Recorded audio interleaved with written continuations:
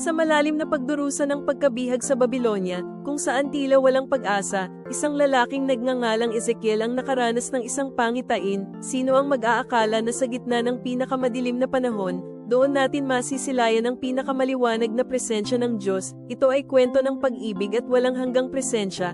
Kahit sa pinakamadilim na lambak ng ating buhay, si Ezekiel, sa tabi ng ilog Chebar, ay nakakita ng hindi maipaliwanag na kaluwalhatian, mga nilalang na may 4 na mukha, mga gulong na kumikinang, at isang trono. Hindi lamang ito pangitain ng kapangyarihan, kundi mensahe. Walang pader, walang distansya, walang pagkabihag ang makahahadlang sa presensya ng ating Diyos. Siya ay naroroon sa bawat luha at paghinga, nagmamahal at umaalalay. Ang pangitain ni Ezekiel ay nagpapaalala na ang kaluwalhatian ng Diyos ay hindi limitado sa mga templong gawa ng tao. Ito ay makikita kahit sa pinakamalayo at pinakamadilim na sulok ng mundo at ng ating puso. Ang kanyang pag-ibig ay liwanag na hindi naglalaho, tulad ng sinasabi sa Ezekiel Kabanata 1 talata 28. Ito ang anyo ng wangis ng kaluwalhatian ng Panginoon.